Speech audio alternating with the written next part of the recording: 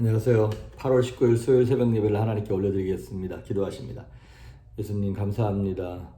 오늘도 새날을 선물로 허락하신 주님, 예수님 허락하신 생명과 또한 천국에 대한 소망을 가지고 오늘도 믿음으로 달려가고자 하오니 환경 때문에 사건 때문에 흔들리지 아니하게 하시고 믿음의 주여 온전케 하시는 예수님만 바라보며 담대하게 평안하게 달려갈 수 있도록 동행하여 주시옵소서. 너희는 가만히 있어 내가 하나님 됨을 볼지어다 말씀하셨사온데 인간의 방법이 아니라 하나님 주시는 믿음으로 세상을 살아갈 수 있도록 사랑하는 성도들을 축복하시고 우리의 기도에 응답하여 주시옵소서. 감사하고 예수님의 이름으로 기도했습니다. 아멘. 우리 찬송, 예찬송가 새찬송가 85장 9주를 생각만 해도 찬양하십니다.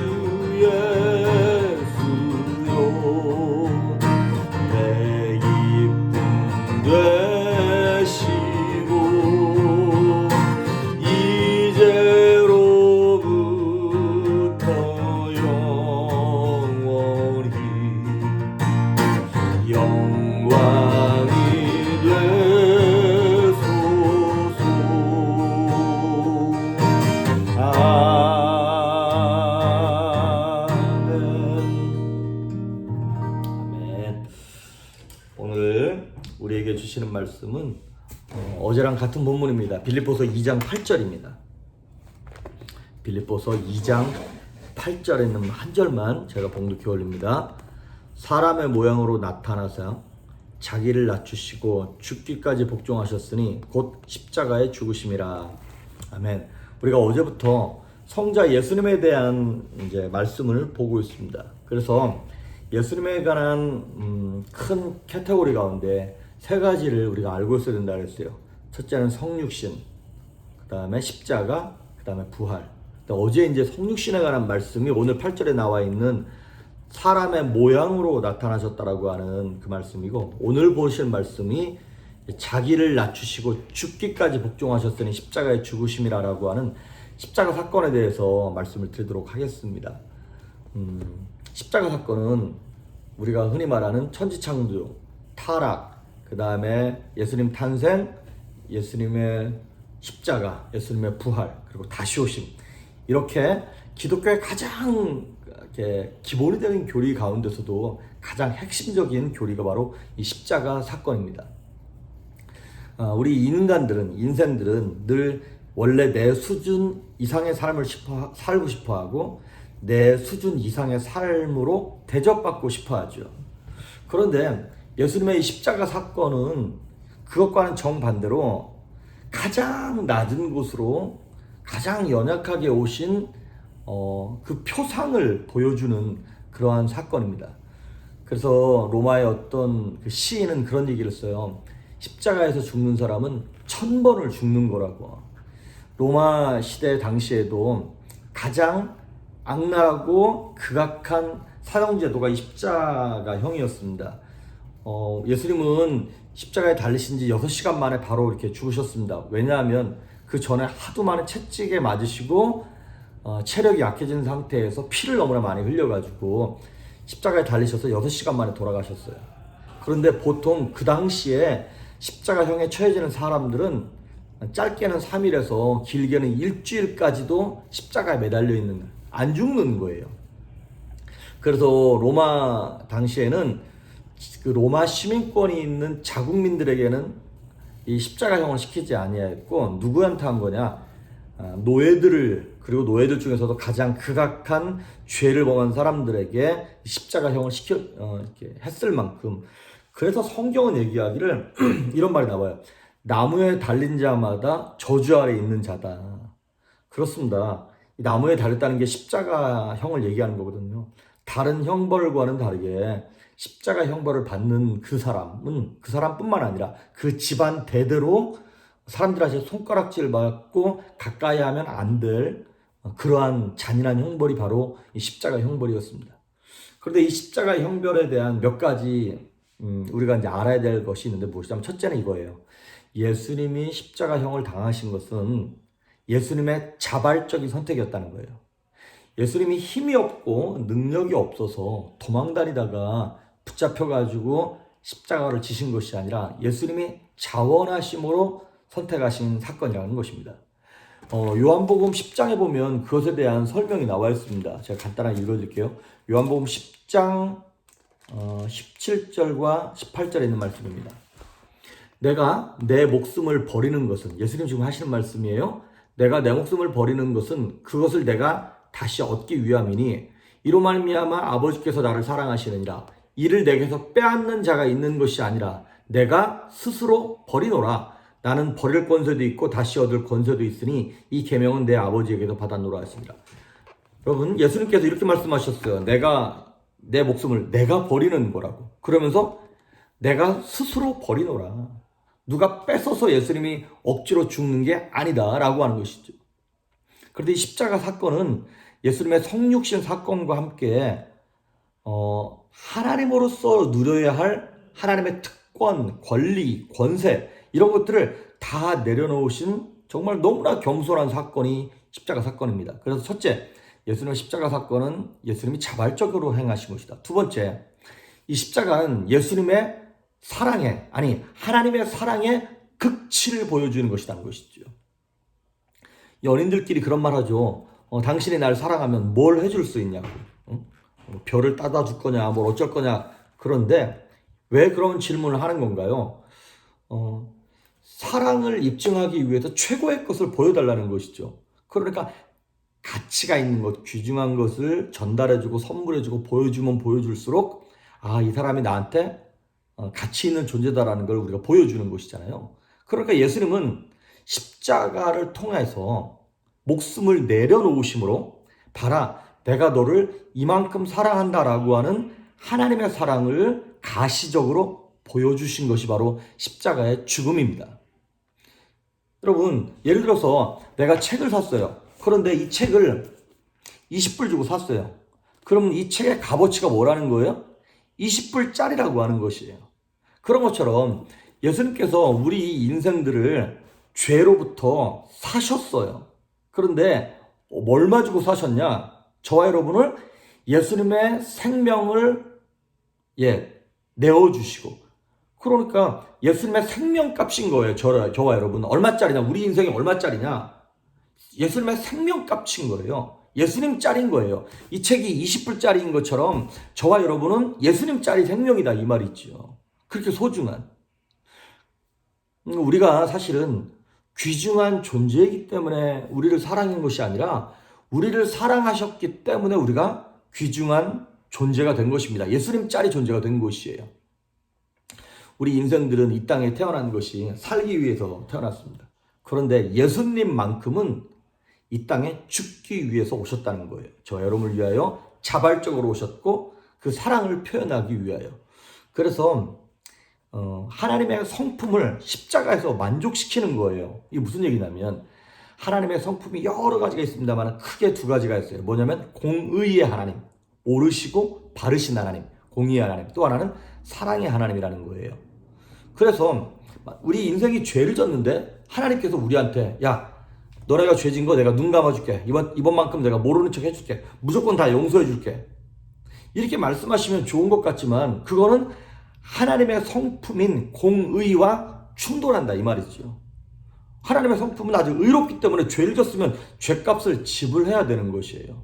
그리고 또 하나님이 야 그러면 네가 죄 졌으니까 네가 죄값 네가 치러. 그렇게 말씀하시면 만약에 죄값을 치르는 것이 뭐 한 사람당 몇 천만 원씩 지불하면 된다. 그러면 지불하면 좋겠어요. 그런데 성경은 뭐라고 얘기합니까? 죄의 싹슨, 죄의 값은 영어가 너무 더 정확해요. 죄의 싹이란 말, 죄의 값이란 말, for the wage란 말을 썼어요. wage가 뭐예요? 어떤 그 값을 치르는 걸 얘기하는 건 아니겠습니까? 죄의 싹은 사망이라는 것이죠. 그래서 너 죄 졌으니까 네가 죄값을 치러. 그러면 우리가 우리 죄값을 지불하기 위해 내 생명을 지불해야 되는 거예요. 그리고 우리가 생명을 지불하면 우리에게 남는 것이 없잖아요. 그럼 너무 잔인하다 이 말이죠. 그거는 사랑의 하나님의 성품과 또 충돌하는 거예요. 그래서 이 하나님의 정의 그리고 하나님의 사랑을 동시에 만족시킬 수 있는 방법이 뭐냐? 그건 뭐냐면 누군가 우리를 위해 대신 죄값을 치르면 되는 거예요. 그게 뭔데요? 죄값을 치르는 게 누군가 대신 죽어주면 된다 이 말이죠. 그러면 누군가 대신 죽어주면 되는데 왜 하필 예수님이 그 대신 죽어주시는 희생제물로 오셨는가? 여기에 대한 질문이 있어야 되는 거잖아요. 첫째, 누군가 우리를 대신하여 죽어줄 사람은 죄가 없어야 돼요. 그 사람도. 그렇지 않습니까? 만약에 죄인인 인간이 다른 인간, 남의 죄를 대신하여 죽으려면 이 사람은 죄가 없어야지 그 사람의 죄를 짊어질 수 있는 것이잖아요. 두 강도가 있는데 이 한 강도가 죽어가면서 야 내가 대신 이 강도를 위해 죽어줄 테니까 이 사람 죽이지 말라고. 그렇게 말할 수 없잖아요. 그 사람은 지 죄값 때문에 죽는 거다 이 말이죠. 그러니까 예수님이 죽으셔야 되는 이유는 대신 죽어줘야 될 그 존재가 죄가 없는 존재이어야 하기 때문에 그렇습니다. 예수님은 비록 우리랑 똑같은 존재로 오셨지만 하나님이세요. 죄가 없는. 그래서 남자의 후손이 아니라 성령의 씨지만 여자의 후손으로 오시는 거예요. 마리아의 태를 빌려서. 그래서 첫째, 대신 죽어줘야 할 사람은 죄가 없는 사람이어야 하고 두 번째로 그 희생제물은 죄가 없긴 없어야 되는데 완전한 인간이어야 한다는 것이죠. 완전한 인간. 그러니까 뭐 예수님이 이 땅에 오셨는데 하나님으로서 이 땅에 오셔가지고 뭐 맞아도 아프지도 않고 피를 흘려도 아무렇지도 않은 그런 무슨 슈퍼 히어로나 이런 로봇 같은 존재로 오면 안 된다는 거예요. 우리랑 똑같이 아파하고 힘들어하고 감정적으로 바닥이 나오고 막 그럴 수 있는 연약한 존재로 완벽한 인간으로 오셔야 한다는 것이죠. 초대교회 이단 가운데 사벨리안이즘이라고 하는 것이 있었어요. 그것은 뭐냐면 성부 하나님이 십자가에 달려 죽었다는 거예요. 근데 그건 틀린 말이죠. 왜냐하면 죄의 싹은 사망이기 때문에 죄는 반드시 죽음으로만 갚을 수 있는 거거든요. 그러니까 죽어야 하는 존재로 와야 되는데 성부 하나님은 죽을 수 있는 존재가 아니잖아요. 그래서 하나님께서 당신의 사랑하는 아들, 자기랑 똑같은 아들 예수 그리스도를 이 땅에 죽음을 경험할 수 있는 인간으로 보내신 것입니다. 그래서 창세기 3장 22절에 재밌는 말이 있어요. 아담과 하와가 범죄하고 난 다음에 삼위일체 하나님께서 서로 이제 이렇게 대화하시는 내용 가운데 이렇게 말씀을 하세요. 아담과 하와가 선악을 아는 일에 우리 중 하나같이 되었다 이런 말씀을 하세요. 재밌죠? 성경 이런 거 보면 우리 중 하나, 우리가 누구냐면 삼위일체 하나님을 얘기해요.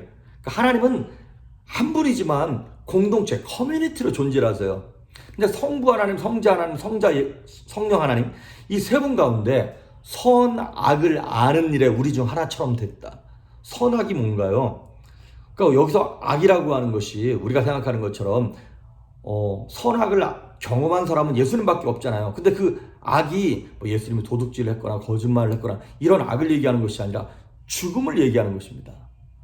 선악을 얘기할 때 그 죽음을 경험한 분은 성자 예수님밖에 없는 거예요.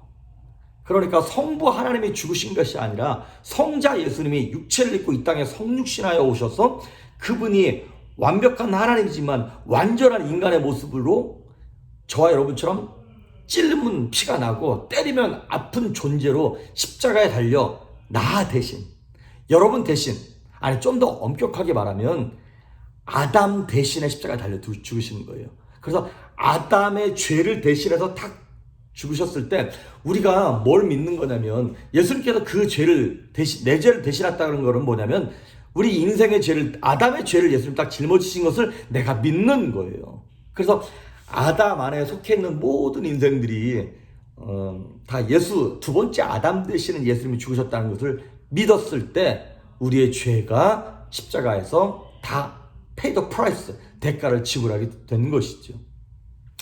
그래서 죄가 없으신 하나님의 아들이 인간이 되셔서 이 땅에 오셔서 죽으셔야만 한 것입니다. 그래서 예수님이 성육신을 하셨고, 그래서 예수님이 저와 여러분을 대신해서 십자가에서 죽으신 것입니다.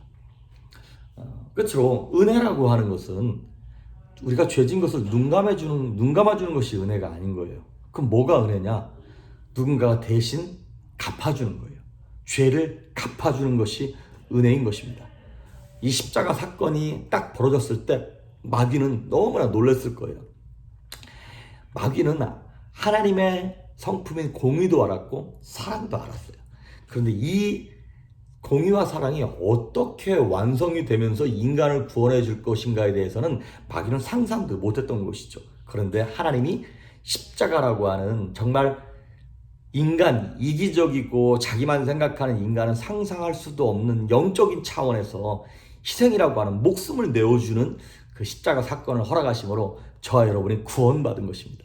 여러분 오늘 하루를 사시면서 예수님이 날 위하여 대신 죄값을 지불하셨고 생명값을 지불하셔서 나는 이제 하찮은 존재가 아니라 예수님 자리에 예수님 값어치의 인생이구나 라는 것을 인식하셔서 이 땅을 담대하게 살아가시고 평안하게 살아가시고 그리고 쓸데없는 것에 목숨 걸지 말고 정말 예수님처럼 작은 예수처럼 살아가는 여러분 될 수 있기를 주의 이름으로 축복합니다. 기도하십니다. 예수님 감사합니다.